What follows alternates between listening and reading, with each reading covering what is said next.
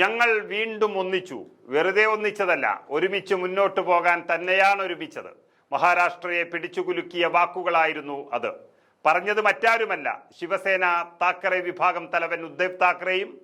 ഇത് പറയുമ്പോൾ താക്കറെയുടെ വലത് സൈഡിൽ ചിരിച്ചുകൊണ്ട് സഹോദരൻ രാജ് താക്കറെയും ഉണ്ടായിരുന്നു.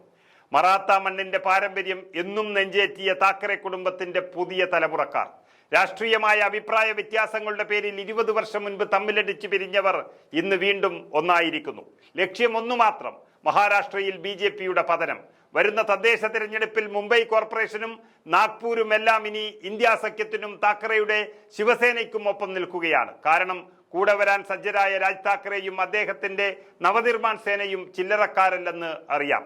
ത്രിഭാഷാ നയം മഹാരാഷ്ട്രയിൽ അടിച്ചേൽപ്പിക്കാനുള്ള BJPയുടെയും കേന്ദ്ര സർക്കാരിനെയും എതിരെയാണ് ഈ നേതാക്കന്മാരുടെ സമരം.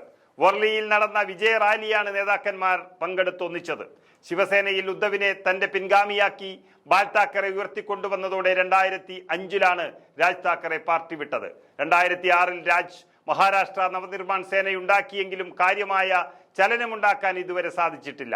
ബാൽ താക്കറയെ അനുസ്മരിപ്പിക്കുന്ന ശരീരഭാഷയും പ്രസംഗ ശൈലിയുമുള്ള രാജും താക്കറെ പാരമ്പര്യത്തിന്റെ കരുത്തുള്ള ഉദ്ധവും കൈകോർത്താൽ മറാഠി വോട്ടുകൾ ഏകോപിപ്പിച്ച് രാഷ്ട്രീയ ശക്തിയാകാൻ കഴിയുമെന്നാണ് വിലയിരുത്തപ്പെടുന്നത്. ഈ സഖ്യം BJPയുമായി കൈകോർക്കാനുള്ള സാധ്യതകൾ വിരളമാണ്. കാരണം മഹാരാഷ്ട്രയിൽ ശിവസേന പാർട്ടികളുടെ പ്രസക്തി നഷ്ടപ്പെടാൻ കാരണം BJP എന്ന പാർട്ടി മാത്രമാണെന്നവർ വിശ്വസിക്കുന്നു. അതുകൊണ്ട് തന്നെ BJPയുമായുള്ള അകലം എന്നും അതുപോലെ തന്നെ നിലനിൽക്കണമെന്ന് ശിവസേന ആഗ്രഹിക്കുന്നു. രാജും ഉദ്ധവും ഒന്നിച്ചാൽ ശിവസേനയുടെ ശക്തി ഇരട്ടിയാകുമെന്ന കാര്യത്തിൽ തർക്കമില്ല. നിയമസഭാ തെരഞ്ഞെടുപ്പിൽ ഏറ്റവും വലിയ തിരിച്ചടിയിൽ പകച്ചു നിൽക്കുകയാണ് മഹാവികാസ് അഘാഡി സഖ്യം. അതിനിടയിലാണ് രാജ് താക്കറെ മുന്നണിയുമായി അടുക്കുന്നത്. നേരത്തെ ദില്ലിയിലെത്തിയ രാജ് താക്കറെ BJP നേതാക്കളുമായി കൂടിക്കാഴ്ച നടത്തിയത് വലിയ വാർത്തയായിരുന്നു. ഇതോടെ രാജ് താക്കറെയും പാർട്ടിയും NDAയിൽ ചേരുമെന്ന അഭ്യൂഹമുണ്ടായിരുന്നുവെങ്കിലും ഒന്നും സംഭവിച്ചില്ല.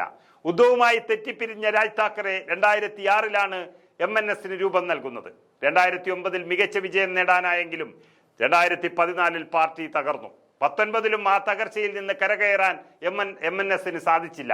ഈ സാഹചര്യത്തിൽ ശിവസേനയുടെയും ഉദ്ധവ് താക്കറിലൂടെയും ഒരു തിരിച്ചുവരവാണ് രാജ് താക്കറെയും ലക്ഷ്യം വെക്കുന്നത്.